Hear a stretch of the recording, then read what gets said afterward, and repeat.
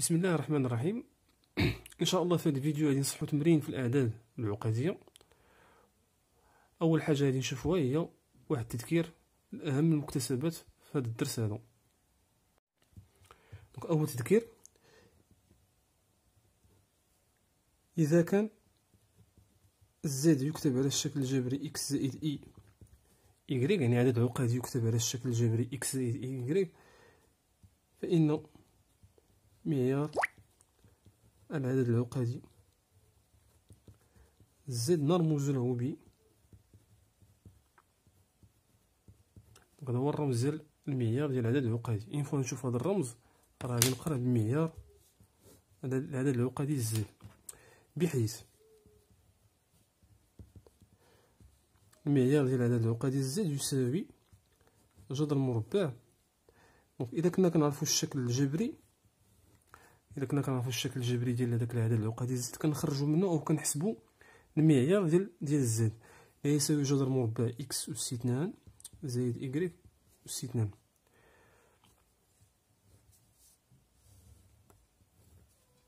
دونك هذا التذكير رقم واحد كتتم.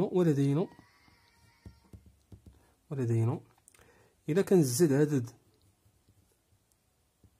عدد حقيقي غير منعدم وموجب، فهذا سيستلزم أن المعيار ديال زد هو نفسه.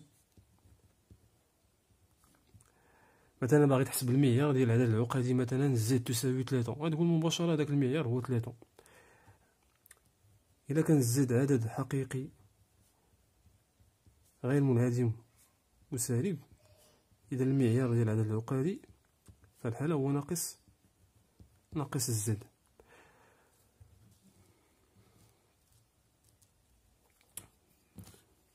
ندير واحد المثال ديال هذا التذكير الأول. مثال: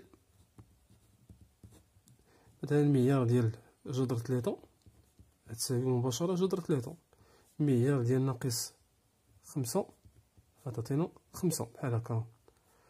جذر 3 موجب قطعا، إذا المعيار ديالو هو جذر 3. المعيار ديال ناقص 5 هو سالب، إذا غنديرو ناقص ديالو، ناقص 5 هي 5. بينا دابا المعيار ديال جذر مربع 3 زائد إي، غنستعملو دابا الخاصية اللي عندي هنا. دونك المعيار ديال زد غادي يعطينا جذر مربع إكس، هنايا جذر 3 ولكن غنديرو لها أس 2 زائد إيكغيك، هو الجزء التخيلي هنا هو 1، بمعنى 1 أو كاري تساوي جذر مربع جذر 3 أو كاري هي 3 زائد 1 أو كاري هي 1، يعني في الأخير جذر 4 هي 2. دونك هادو أمثلة لحساب معيار العدد العقدي. تأويل هندسي: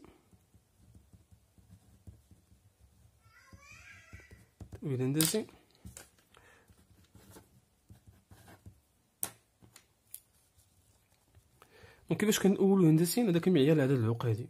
مزيان،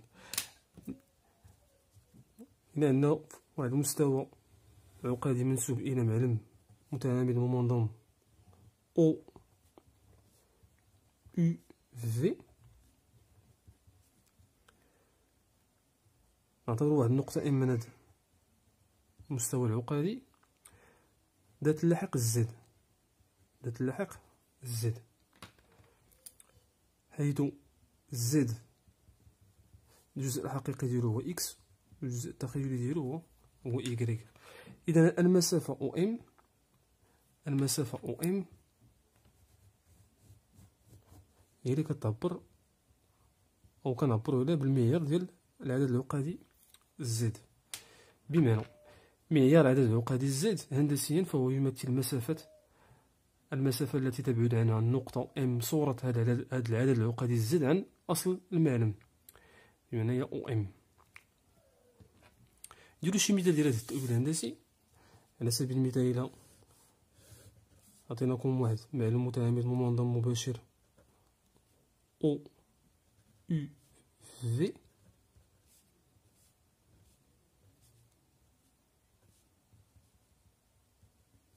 وتبرد على النقطة N ذات اللاحق زد N. المطلوب هنا هو انطلاقا من هاد النقطة هادي اللي عندنا في هاد المعلم المتعامل المنظم أو يو في، لنحسب معيار العدد العقدي زد ان.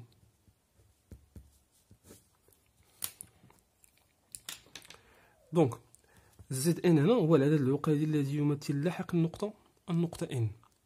إذا هندسيا معيار العدد العقدي زد ان هو قياس المسافة او ان. وبالتالي في الجواب اللي غادي نجاوب غنقول هنا أن المعيار ديال العدد العقدي زد ان يساوي المسافة او ان، اللي غتساوي لنا بكل بساطة جذر مربع. لأن شنو قلت لكم أنا هاد العدد العقدي زد أو الإحداثيات ديال هاد ام هادو هما اللي كيعطونا اكس و ايكغيك، يعني الجزء الحقيقي والجزء التخيلي ديال هاد اللاحق ديال ديك النقطة. بمعنى هنا ان النقطة ان في الحالة هادي الجزء الحقيقي ديالها هو الأفصول ديالها، يعني كنسقطو على المحور الحقيقي هي ناقص 2 زائد الجزء التخيلي ديالها هي الأردوب ديال هاد النقطة اللي هي شحال في الحالة 1 2 3، بمعنى زائد 3 اي، يعني تعطينا جذر مربع ناقص 2 الكل أس 2 زائد 3 أس 2 تساوي جذر مربع 4 زائد 9 اللي هي 13. أمثلة بساط. ندوزو للتذكير رقم 2، نهضرو على عمدة عدد عقدي. دونك عمدة عدد عقدي زد غير منعدم. دونك عمدة عدد عقدي زد غير منعدم في الحالة هذه نرمز له ب لارغيومون ار جي ديال العدد العقدي زد. إذا عمدة العدد العقدي كترميز ديالو هو هذا، معيار العدد العقدي الترميز ديالو هو هذا. واش كيمثل هاد العمدة ديال العدد العقدي زد؟ شنو كيمثل؟ وهو أحد قياسات الزاوية الموجهة او ام. أحد قياسات هاد الزاوية الموجهة يو او ام، بحيث ام هي الصورة ديال داك العدد العقدي زد، أو زد هو اللاحق ديال النقطة ام. دونك باش نفهمو مزيان عاوتاني هنا نحاولو نديرو هاد الرسم.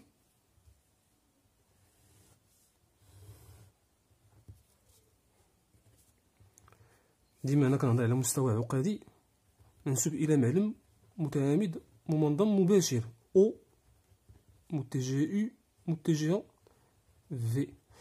فاش كنقولو مستوى عقدي اوتوماتيكمون راه كنقصد بان هذا المحور اللي كنعرفو حنا ديال الافاصيل كيعبر على المحور الحقيقي،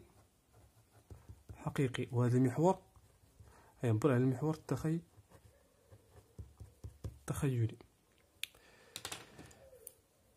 دونك كل نقطة ام من هذا المستوى هذا دونك راه عندها احداثيات في هذا المعلم المنسوب لهذاك المستوى، وبالتالي كنجبد اكس ديالها و ايكغيك ديالها، ومنو كنجبد الشكل الجبري.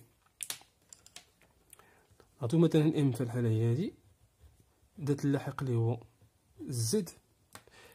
دونك قلنا سابقا هاد المسافة او ام كتعبر على المعيار ديال اللاحق ديال هاد النقطة ام اللي عندي في الحالة هو زد. كون عندي مثلا هنا مثلا شي عدد عقدي اخر مثلا او، غنقول هنا المعيار ديال او. دونك الا مشينا مع التعريف، عمدة عدد عقدي بمعنى شكون هو هاد لارغيومون ديال زد؟ هو احد قياسات الزاوية الموجهة يو او ام، هي المتجهة يو او ام. دونك هو قياس هاد الزاوية الموجهة هذه. دونك هي زاوية موجهة، دونك عندها واحد التوجيه كتجي من المتجه يو نحو المتجه او ام. دونك احد قياس هاد الزاوية الموجهة هو اللي كيتسمى عمدة العدد العقدي زد. علاش كنقولوا احد قياسات هاد الزاوية؟ لان هاد الزاوية نقدروا نقيسوها بعدة، يعني نقدروا نقيسوها بترديد دو بي. نقدروا نقولوا مثلا هاد قياس الزاوية الموجهة يو او ام هو مثلا بي على 3. ولا نقدروا نقولوا ان قياس هاد الزاويه الموجهه او و ام هي بي على 3 اما زائد او ناقص 2 بي، ولا 4 بي، ولا 6 بي، ولا ناقص. دونك هنا داك بترديد 2 بي. دونك هنا كاختصار احد قياسات هذيك الزاويه الموجهه راه كيتسمى عمودة العدد العقدي زد.